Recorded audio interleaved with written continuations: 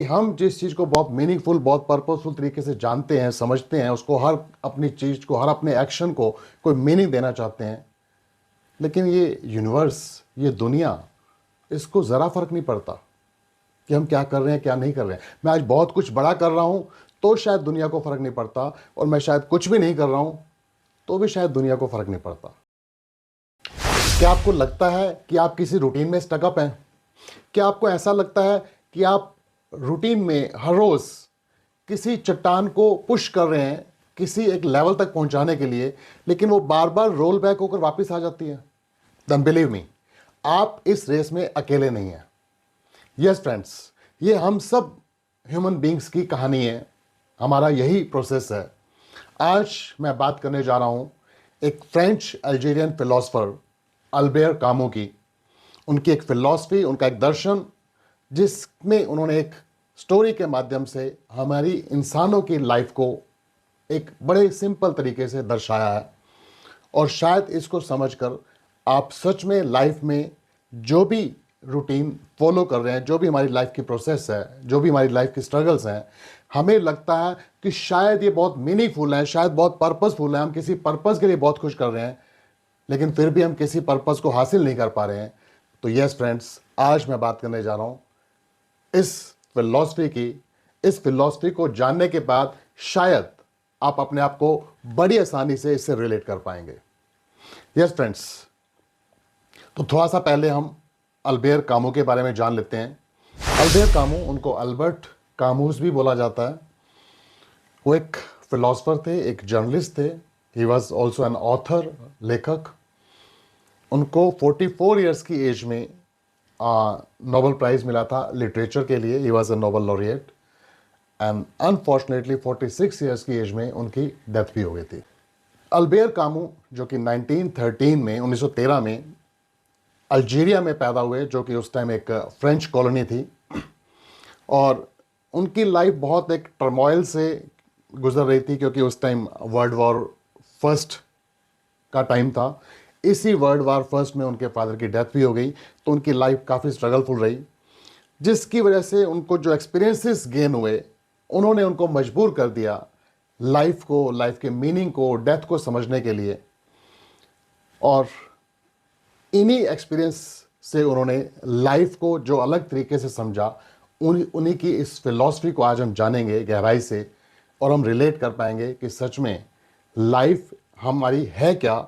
हम शायद समझते हैं कि हमारी लाइफ का शायद बहुत बड़ा पर्पस है, बहुत मीनिंगफुल है, डेफिनेटली वो हमारे लिए हो सकती है, लेकिन इस अल्बेर कामू की फिलॉसफी को समझेंगे तो हमें समझ आएगा कि हम जिस चीज़ को बहुत मीनिंगफुल, बहुत पर्पसफुल तरीके से जानते हैं, समझते हैं, उसको हर अपनी चीज़ को, हर अपने एक्शन को कोई मीनिंग देना चाहते हैं, लेकिन ये यूनिवर्स, ये दुनिया, इसको ज़रा फर्क नहीं पड़ता कि हम क्या कर रहे हैं, क्या नहीं कर रहे हैं। मैं आज बहुत कुछ बड़ा कर रहा हूँ तो शायद दुनिया को फ़र्क नहीं पड़ता, और मैं शायद कुछ भी नहीं कर रहा हूँ तो भी शायद दुनिया को फ़र्क नहीं पड़ता। और इन दोनों के बीच का जो गैप है, इसी को अल्बेर कामू ने नाम दिया absurdism। बेसिकली अल्बेर कामू जो थे, existentialism फिलॉसफी की तरफ माने जा सकते हैं, but as such mainstream जो existentialism है, बिल्कुल उससे भी अपने आप को उन्होंने थोड़ा सा दूर रखा। जैसे कि मेन existentialism फिलॉसफी के कहा जाए तो एक फिलोसोफर जॉन पॉल सार्ट्रे, उनसे भी उनके कुछ डिसएग्रीमेंट्स थे, उनकी बातों से बहुत सहमत नहीं थे वो। लेकिन अब्सर्डिज्म भी एक उसी एग्जिस्टेंशलिज्म फिलॉसफी का एक पार्ट है। अब्सर्डिज्म, इसका मतलब क्या है कि लाइफ का कोई मीनिंग नहीं है, इट इज़ जस्ट अब्सर्ड। एक कहीं ना कहीं एक कॉन्फ्लिक्ट है कि मैं हर चीज़ जो करता हूँ उसका मीनिंग देखना चाहता हूँ, उसका पर्पस देखना चाहता हूँ। मैं समझता हूँ मेरी लाइफ बहुत मीनिंगफुल है, but at the same time universe को, दुनिया को उससे कोई लेना देना नहीं है। हमें कोई वो मीनिंग नज़र नहीं आता है, कोई पर्पस नज़र नहीं आता। हमारे लिए कोई रोड मैप, हमें लगता है कि शायद ऊपर वाले ने हमारे लिए कोई रोड मैप बनाया है, बट वो रोड मैप सच में कहीं एग्जिस्ट नहीं करता, सच में कहीं दिखता नहीं है। और इन दोनों के जो बीच का गैप है, उसी को उन्होंने नाम दिया अब्सर्ड, इसलिए उनकी फिलॉसफी को अब्सर्डिज्म कहा जाता है। तो अब ये अब्सर्डिज्म का एग्जैक्ट मीनिंग और मैं कहूँ तो जैसे आपको बता चुका हूँ कि उनकी जो बीच का गैप है कि मैं मीनिंग देखना चाहता हूँ, लेकिन दुनिया की तरफ से, लोगों की तरफ से, इस यूनिवर्स की तरफ से उसका कोई मीनिंग मिलता नहीं है, और इन दोनों को जो बीच का गैप है उसको लेकर मैं परेशान रहता हूँ। दैट इज़ absurdism, निरर्थकता, बेवकूफ़ी। सच्चाई है कि हम सब लोग, हम जो कुछ भी कर रहे हैं उसके पीछे कोई पर्पस ढूंढते हैं, but at the same time universe is totally indifferent. उसको कोई फर्क नहीं पड़ता, एकदम तटस्थ है वो कि मैं क्या कर रहा हूं। तो जब उन दोनों के बीच का जो गैप है उसको पूरा होते हुए नहीं दिखता, तो मेरी जो डिजायर है मीनिंग ढूंढने की, पर्पस ढूंढने की, वो अनफुलफिल रहती है, और उसकी वजह से जो परेशानी होती है दैट इज absurdism। इसी चीज को उन्होंने एक बहुत सिंपल तरीके से एक सिसिफस की स्टोरी से रिलेट किया। Myth of Sisyphus. सिसिफस जो थे बेसिकली ग्रीक में एक बहुत बड़े पावरफुल किंग थे, और वो इतने पावरफुल थे कि उन्होंने डेथ को भी चीट कर दिया, मौत को भी धोखा दे दिया, और उसकी वजह से जो ग्रीक देवताओं के किंग थे जियस, उन्होंने उनको कंडेम किया, उन्होंने उनको शाप दिया कि आपको हमेशा एक चट्टान लेकर पहाड़ के ऊपर चढ़ना है पुश करते हुए, और इससे पहले कि चट्टान वो पहाड़ी की टॉप पे पहुंचे वो रोल बैक होते हुए वापस आ जाएगी। आप फिर इसको पुश करते हुए ऊपर ले जाओगे, और फिर जब तक वो ऊपर पहुंचे उससे पहले वो रोल बैक होकर वापस हो जाएगी। इट मीन्स वो सिसिफस लगातार इस साइकिल में चलता रहेगा। और सच में कहूं तो हम इंसानों की लाइफ क्या है? Exactly the same.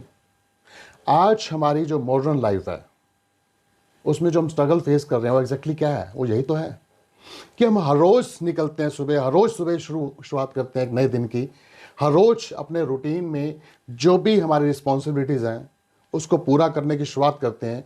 हमें दिन भर लगता है कि मैं आज कुछ हासिल करने वाला हूं, और डेफिनेटली मैनी टाइम्स हम हासिल करते भी हैं, लेकिन वो जो कुछ भी हासिल कर लें, जितने भी हम टॉप पे पहुंच जाएं, अगला दिन फिर हमारे लिए एक नई शुरुआत होती है।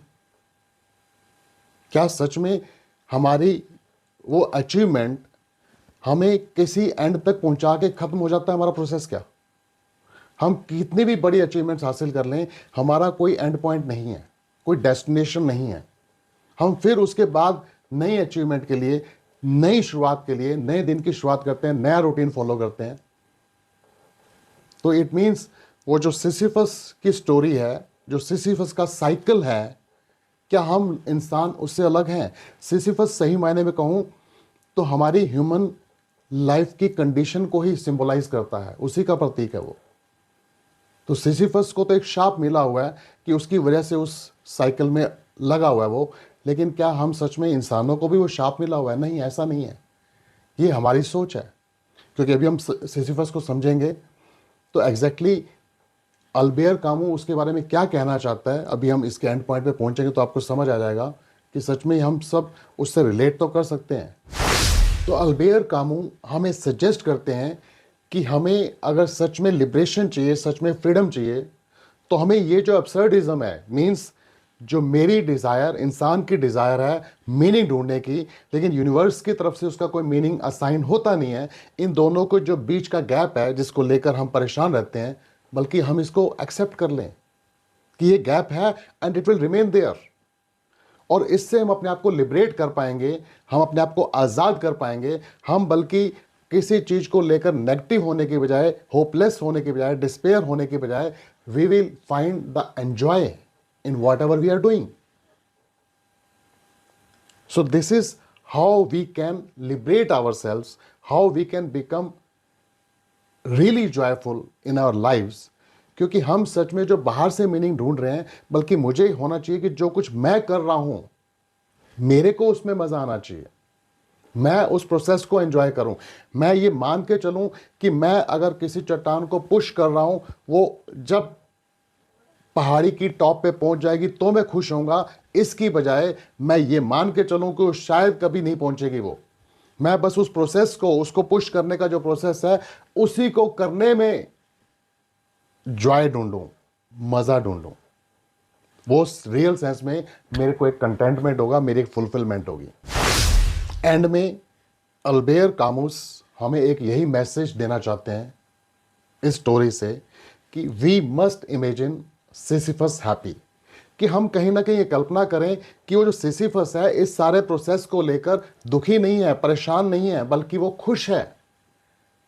इसका मतलब क्या होगा कि हम अपने आप को उससे रिलेट करेंगे तो हम भी जो रूटीन प्रोसेस फॉलो कर रहे हैं उसको लेकर दुखी होने की बजाय, परेशान होने की बजाय, इसकी बजाय कि मैं ये सोचूं कि मैं किसी लेवल पे पहुंच जाऊंगा, मैं कुछ अचीवमेंट हासिल कर लूंगा तो मैं खुश होऊंगा, बल्कि मैं जो कुछ कर रहा हूं उस प्रोसेस को एंजॉय करूं, उस जर्नी को एंजॉय करूं। तो ये जो स्टेटमेंट है अल्बेर कामू की, we must imagine Sisyphus happy, ये बहुत पावरफुल स्टेटमेंट है। सो अब अगर मैं बात करूं how to find purpose without meaning, अगर कोई मीनिंग नहीं है तो फिर मैं उसका पर्पस ढूंढूं कैसे? तो अल्बेर कामू का जो फिलॉसफी है, सिंपली इसको अप्लाई करके देखिए। इसका सिंपल मतलब यह है कि मेरे को जो अब्सर्डिज्म, मीनिंग ना मिलने में और मीनिंग ढूंढने के बीच का जो गैप है, उसको लेकर जो मैं परेशान रहता हूं, मैं बल्कि एक्सेप्ट कर लूं कि इसका कोई मीनिंग है ही नहीं। अगर कोई मीनिंग है सच में तो वो मेरे लिए मीनिंगफुल हो सकता है, मैं अपना मीनिंग दूं उसको, मेरे लिए पर्पसफुल हो सकता है। अगर कोई और उसका मीनिंग नहीं जानता, कोई और उसका मीनिंग नहीं देना चाहता, तो मुझे फर्क नहीं पड़ना चाहिए। और दोस्तों सच्चाई भी यही है, आज मैं जो कुछ भी करता हूं, मैं बहुत कुछ बड़ा कर रहा हूं तो शायद दुनिया को फर्क नहीं पड़ता, और मैं कुछ भी नहीं कर रहा हूं तो भी दुनिया को फर्क नहीं पड़ता। आज सोच के देखिए, इस धरती पे, इस दुनिया में कितने लोग आए, कितना कुछ कर गए, क्या सच में आज हम उनको जानते भी हैं? क्या वो जो कुछ करके गए, क्या सच में हम रिकॉग्नाइज करते हैं कि उन्होंने बहुत कुछ किया? और वो ना होते तो शायद क्या फर्क पड़ता दुनिया को, तब भी दुनिया चल रही होती। तो यस, यही हम सब इंसानों की रियल कहानी है, रियल लाइफ है, यही क्रक्स है हमारा। तो अगर मैं सच में अल्बेर कामुस की इस फिलॉसफी को एक्सेप्ट कर लूंगा तो I will see my self as that Sisyphus, जो कि हर रोज उस चट्टान को पुश कर रहा है, ऊपर जाने से पहले वो फिर रोल बैक हो जाती है और फिर वो बड़ी खुशी से नीचे आता है, फिर उसको पुश करना शुरू करता है। सेम वे मेरी लाइफ की जो भी रूटीन है, मेरी जो भी प्रोसेसेस हैं, मेरी जो भी जर्नीज हैं, उसको वो किसी लेवल पे पहुंचेंगी तो मैं जाके खुश होऊंगा। इसकी बजाय मैं जो कुछ कर रहा हूं उसको करने में खुशी में एक्सेप्ट करूं, मैं उसको करने में एक फुलफिलमेंट, एक कंटेंटमेंट ढूंढूं मैं। सच में मेरी लाइफ वही है, क्योंकि मैं मानता हूं कि शायद किसी लेवल पे पहुंचूंगा तो मेरी लाइफ का पर्पस फुलफिल होगा। वो पर्पस मेरे लिए हो सकता है, लेकिन दुनिया की नज़र में कोई पर्पस नहीं है, वो कोई मीनिंगफुल नहीं है वो। तो उससे मेरी होपलेसनेस, मेरा दुख, मेरा टेंशन कम होगा, और बल्कि हर चीज़ करने में मैं ज़्यादा खुश होऊंगा।